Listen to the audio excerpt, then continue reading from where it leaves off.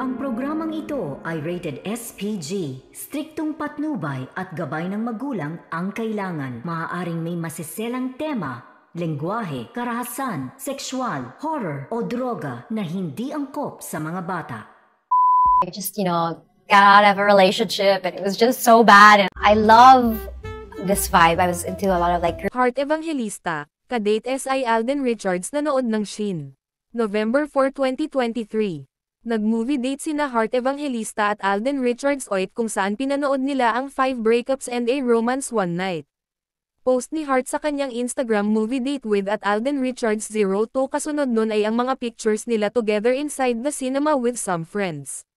Dinagsa naman ng mga positive comments ng mga netizens at fans ng dalawa pero kapansin-pansin ang comment ni at Alden Richards 02 na sinabing kailan naman tayo at I'm Heart lalong kinilig ang mga supporters ng dalawa at sinabing sanang araw ay magtambol sila sa pelikula.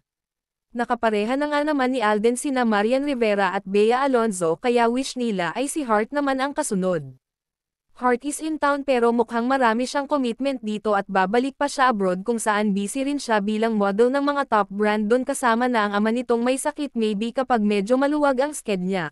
Posibleng gumawa sila nila ni Alden ng pelikula. Hindi naman impossible yun since producer na rin si Alden at plano nga nitong makagawa ng mga dekalibreng pelikula at mga out-of-the-box role na gusto niyang gawin at hindi pa niya nagagawa. In the meantime, busy muna ang dalawa sa kanya-kanyang trabaho at pasasaan ba't magtatagpo rin silang muli para sa isang project, TV man o pelikula.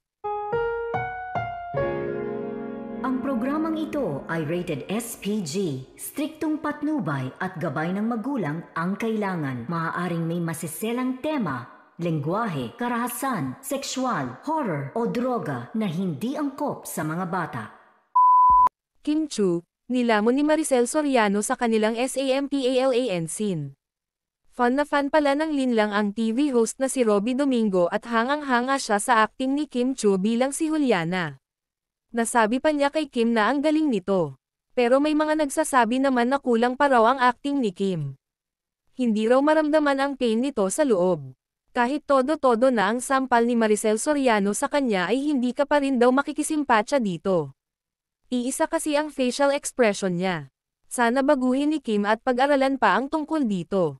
Sa lakas ng sunod-sunod na sampal sa kanya ng Diamond Star sanay pinag-uusapan na yun kung naibigay niya ang tamang acting sa mga eksenang yun. Ikinukumpara tuloy siyang muli kay Maha Salvador o kahit na kina Jane Juan Iza at Charlie Dizon na kay huhusay sa mga serye nila.